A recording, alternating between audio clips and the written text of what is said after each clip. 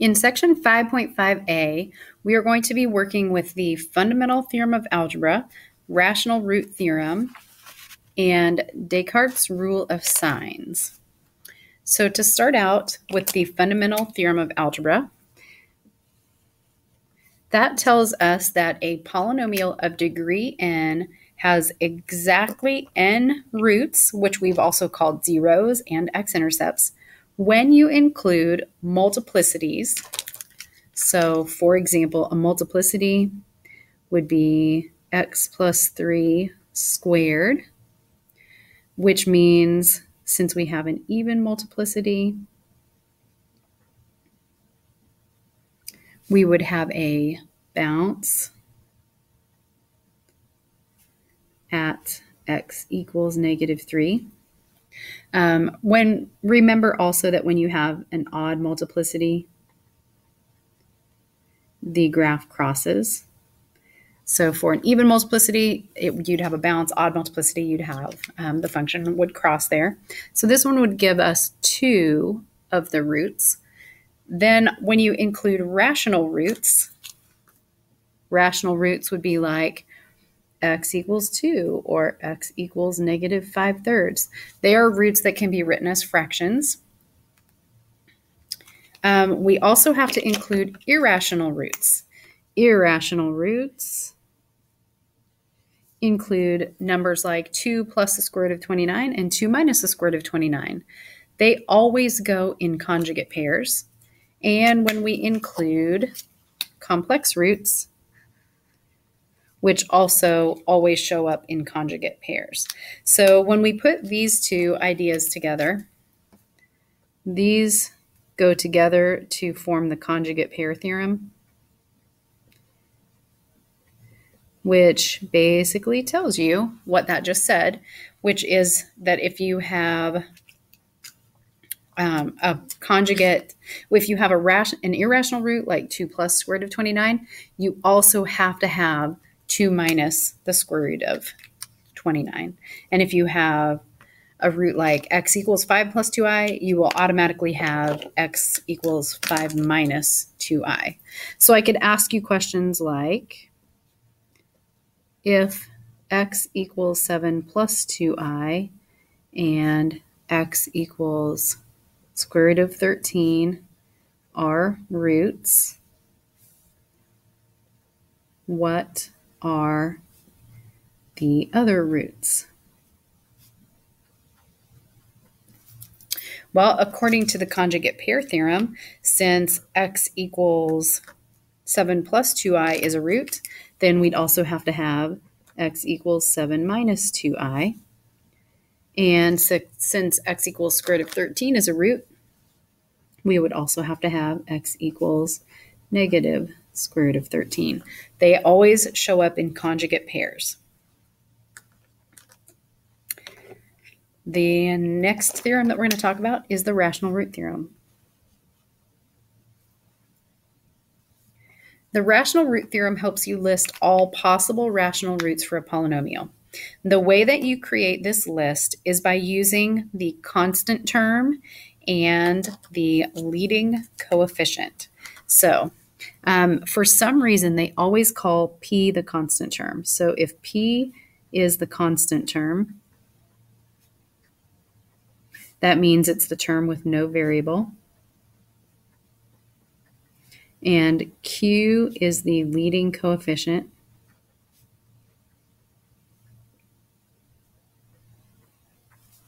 That's the coefficient on the term of highest degree. Then the way that we make the list is we take the factors of P, which is the constant term, over the factors of Q, which is the leading coefficient. And then we are going to split the list and use plus or minus in front of all of them. So I'm definitely going to be showing you some examples of that when we get down to this problem here. So you'll know exactly how to do it. It's really not complicated. Actually, let's just go ahead and do that now, and then we'll come back to Descartes' rule of signs. So let's look at this example. The first question we want to answer is how many total roots? And that goes by the fundamental theorem of algebra. That was the first thing we looked at. So the fundamental theorem of algebra, we won't write this every time, but I'm just writing this down for reference for you. Fundamental theorem of algebra says a polynomial function of degree n has exactly n roots. So if we look at the degree of this polynomial is 5. So that means there will be 5 roots. Now, listing the possible rational roots, that's where we do that factors of p over factors of q, and then we split the list. So the factors of p is the constant term. So p is -6. Q is the leading coefficient. Q is 3. So we don't really worry about the sign of that -6 when we list the factors. We just need factors of 6 over factors of 3. So the factors of 6 would be 1, 2, 3, and 6. And the factors of 3 would be 1 and 3. And then what I mean by split the list is we're going to go, each denominator gets a turn to be the denominator, and then we split this up and we put plus or minus in front of all of our numbers. So 1 over 1 gives me plus or minus 1. 2 over 1 plus or minus 2. 3 over 1 plus or minus 3. 6 over 1 plus or minus 6. And then the next denominator gets a turn. 1 over 3 plus or minus 1/3. 2 over 3 plus or minus 2/3. 3 over 3 would be 1, which I already have on my list, so I will not write it again. And then 6 over 3 would be 2, which I already have on my list, so I will not write it again. Now, these are all of the possible rational roots for this function, which means that I can tell you with certainty that this graph cannot cross the x-axis when x is 7 or 23 or 4, because it's not on this list. Now, Descartes' rule of signs. Descartes' rule of signs tells you how many positive and negative real roots there might be. So that's going to include rational roots and irrational roots, but it will not include complex roots. So the way that we do that is we are going to count the number of sign changes. So we've got Descartes' rule of signs. The positive real roots, we count the number of sign changes in f of x. So we look in our function and we're going to count how many times the signs change. So let's go to our function here. I'm going to rewrite it. So f of x equals 3x to the 5th minus 7x to the 4th minus 5x squared plus 24x minus 6. So I'm just going to count how many times the sign changes. So here my sign is positive. Here my sign is negative. Here my sign is negative, positive, negative. So I change from positive to negative here. Then I change from negative. I don't change here, but I change here. So negative to positive, I change here. And then positive to negative, I change here. So then I count how many times that sign changed. So there's 1, 2, 3 sign changes. 3 sign changes. So when I count that number of sign changes, that's the most number of positive roots there could be. But there could also be 2 fewer or 4 fewer or 6 fewer or 8 fewer until I get down to 0. So in this case, how many positive real roots might there be? There might be 3, or there could be 2 fewer than 3, which would be 1. I can't go 2 fewer than that because that would not be a positive number anymore. So there could be 3 or 1 positive roots. So let's go here. So i.e., if there are 7 sign changes, which that's a lot, then there might be 7 or 5 or 3 or 1 positive real root. So that's what that means.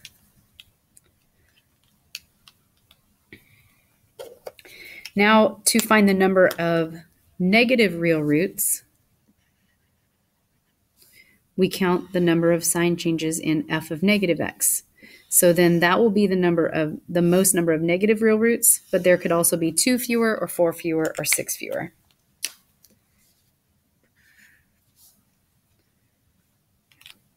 So how do we make f of negative x? The easiest way to do that, when you do f of negative x, then you're going to switch the sign of any term that has an odd exponent. So odd exponents switch signs, even exponents, and the constant term stay the same. Okay, so odd exponents switch signs, even exponents and constant terms stay the same. So in my original function, there's an odd exponent, even exponent, even exponent. This exponent is 1, so it's odd, and then that one's a constant term. So f of negative x, I switch the ones that were odd, so 3x to the 5th switches to negative 3x to the 5th. Negative 7x to the 4th stays the same because it was even, so negative 7x to the 4th. Negative 5x squared stays the same because it was even, so negative 5x squared. 24x to the 1st switches because it was an odd, so minus 24x. And negative 6 stays the same because it was a constant term. And then we're going to count our sign changes. So here's our signs. I have negative, negative, negative, negative, negative. So how many times did my sign change? There were 0 sign changes. Since there were 0 sign changes, that means that there will be 0 negative real roots, or none, depending on how you want to phrase that.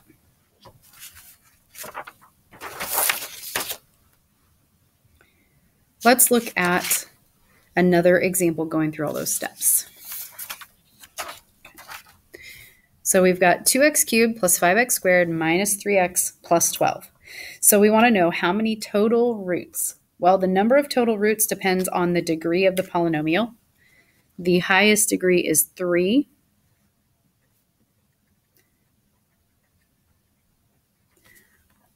Which means there will be 3 total roots. So we look at the degree. List the possible rational roots. For listing the possible rational roots, that's the one that we do P over Q. So it's factors of P over factors of Q, and then we split the list. So P in this case is 12. So we're going to list the factors of 12. Q is 2, so over the factors of 2. So the factors of 12 are 1, 2, 3, 4, 6, and 12. And the factors of 2 are 1 and 2. So remember that when we split the list, the denominators take turns, and we write plus or minus. So the first denominator is 1, so all of these will be plus or minus 1, plus or minus 2, plus or minus 3, plus or minus 4, plus or minus 6, and plus or minus 12. Then the 2 gets a turn, and we get plus or minus 1/2. 2 halves would be 1, and then we have plus or minus 3 halves. 4 halves would be 2, 6 halves would be 3, 12 halves would be 6. So these are the only possibilities for rational roots. And then how many positive real roots might there be? So with positive real roots, we're counting the sign changes in the original function. So if I look at my original problem, I'll just rewrite it. That'll make it easier. So it was f of x, which means the same thing as y, equals 2x cubed plus 5x squared minus 3x plus 12. So I start out with a positive number, then a positive, then a negative, then a positive. So I want to count how many times they change. So it changes from positive to negative here, changes from negative to positive here. So the number of positive real roots there might be is 1, 2. So 2, or remember we have to subtract 2 off of that. So there might be 2 or 0 positive real roots. Negative real roots, we do f of negative x. And remember when we do that what's going to happen is any of our terms that have an odd exponent will switch their sign. Any that have an even exponent or a constant term will stay the same. So 2x cubed will become negative 2x cubed. Positive 5x squared stays because it was an even exponent. Negative 3x switches to positive 3x. And 12 stays 12. So then we look at our signs. I have negative, oops, I wanted to switch that to orange. I have negative, positive, positive, positive. So I'm changing from negative to positive one time, and then I don't change again. So there will be one negative real root. And there has to be one negative real root because there's no other options. The positive ones, there could be 2 or there could be 0, but there has to be one negative real root.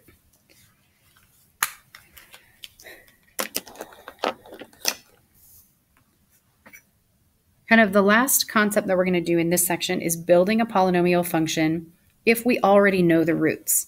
So how we want to start out is we want to determine the degree that we will end up with. And to do that, we are going to include multiplicities and conjugates for complex and irrational roots because they always go in pairs. Then we will convert the roots into factors and FOIL all the way out. And I have a tip for you here, a little pro tip. When you have conjugates, you want to FOIL the conjugates with each other because that will give you a better result, and then FOIL the results when you're done. So let's start with this. Given the roots, x equals -1 with a multiplicity of 2, and x equals 3i, write the simplest polynomial function. So here's our roots. We were given x equals -1. It has a multiplicity of 2, so we'll have that 2 times. So x equals -1, x equals -1. We were given x equals 3i. But what we were not given is like the hidden root, because x equals 3i always has to have a pair. So they don't tell us that there's another one, but you have to know that we also have x equals -3i. So to determine the degree that we will end up with, we're going to count how many roots we have. We have 1, 2, 3, 4. So at the end, the degree will be 4. So when we're finished, our answer should have x to the 4th for a leading term. Then we're going to convert the roots into factors. So roots look like x equals a number, and we're going to change those into factors, which look like x minus a number, and they're in parentheses. So to change x equals -1 from a root into a factor, we will add 1 to both sides. We get x plus 1 equals 0, and we take the x plus 1 and put it into a parenthesis. So we have x plus 1 for our first factor. And then we'll do the same thing here. Add 1, x plus 1 equals 0. Our second factor is also x plus 1 because we had a multiplicity. Then we will subtract 3i over, so x minus 3i equals 0. So our next factor is x minus 3i. And then add 3i over, so x plus 3i equals 0. So our last factor is x plus 3i. And they want this to be a polynomial function, so we need to start thinking about writing it as y equals. Okay, remember my pro tip, FOIL the conjugates with each other. So we're going to FOIL these two together. And then we're also going to FOIL these two together, the x plus 1, x plus 1. And then we're going to FOIL all of that mess together into one polynomial. So I'm going to go ahead and write y equals. And then I'm going to FOIL x plus 1 times x plus 1. So x times x squared, x times 1 plus x, 1 times x plus x, 1 times 1 plus 1. So that's going to be x squared plus 2x plus 1. So far I have y equals x squared plus 2x plus 1.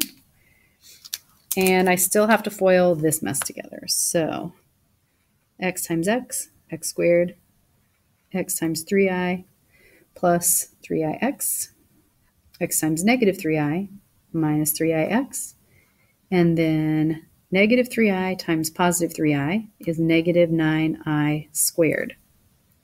Now remember with these imaginary numbers, of course these two add to 0, but remember that I squared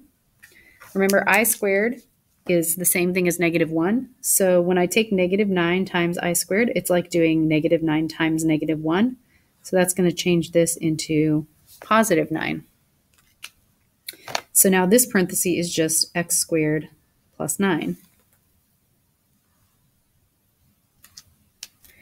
And now I'm going to FOIL or superfoil or distribute or however you want to call it.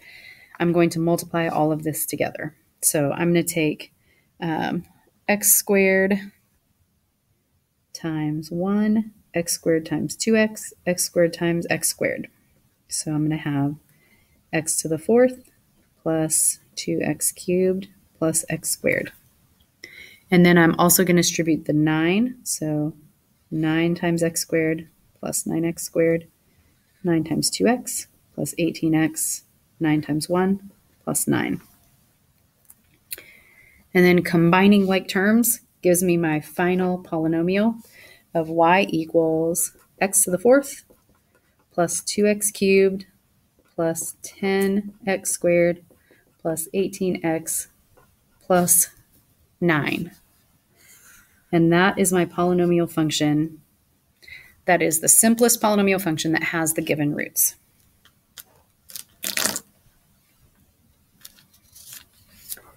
Let's do one more like that, this time with radicals. And then we won't go any further than that because that will be 5b. So given the roots, x equals negative 3 and x equals 3 minus the square root of 5, write the simplest polynomial function. So I'm going to start by writing my roots, then change those into factors, and then multiply it out. So my roots would be x equals negative 3, x equals 3 minus square root of 5. Now remember that when I have an irrational or a complex root, this needs a conjugate, needs a partner, needs a conjugate pair. So I'll also have x equals, when I make the conjugate, I just change that middle sign. So 3 plus square root of 5. So when I put all of that together, I have 3 roots. So the polynomial will be degree 3. So when I'm done, I'll know it should be an x cubed function. So then I change my roots into factors. So x equals negative 3 becomes x plus 3. X equals 3 minus square root of 5. I'll subtract 3 and add square root of 5. So that root becomes x minus 3 plus square root of 5. And then on this one, I'll subtract 3 and subtract square root of 5. So that factor becomes x minus 3 minus square root of 5.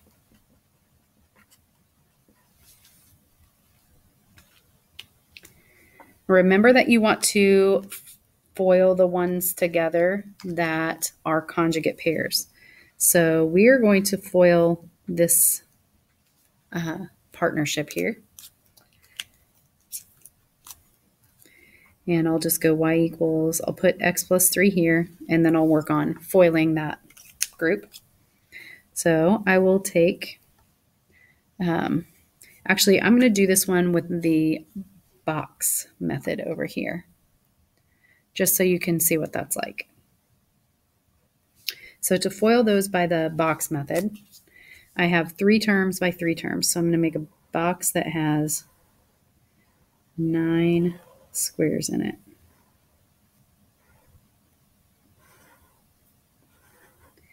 And I write one of my polynomials along the top. So x negative 3 square root of 5. And I write the other one along the side, x negative 3 negative square root of 5. And then I will start multiplying in the squares here. So x times x gives me x squared. X times negative 3, negative 3x. X times square root of 5, x square root of 5.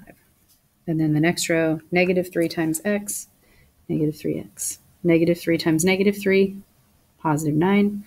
Negative 3 times square root of 5, negative 3 square root of 5. Negative square root of 5 times x is negative x square root of 5. Negative square root of 5 times negative 3 is plus 3 square root of 5. And negative square root of 5 times square root of 5 would be negative square root of 25, which simplifies to negative 5. So then we will combine like terms. X squared doesn't have any like terms, so it'll just stay x squared. Negative 3x and negative 3x makes negative 6x. Notice that x squared root of 5, negative x squared root of 5 cancel. Negative 3 square root of 5, positive 3 square root of 5 cancel. And then I have 9 plus negative 5 makes plus 4. So that's what should happen when you're multiplying two conjugates that are irrational. You should end up with normal rational polynomial function there. And then we're going to go ahead and multiply this out. So you can do this by the box method, or you can do this by just distributing the x to all 3 terms. So we'd have x cubed minus 6x squared plus 4x, and distribute the 3 to all the terms, plus 3x squared minus 18x plus 12, whichever way you prefer.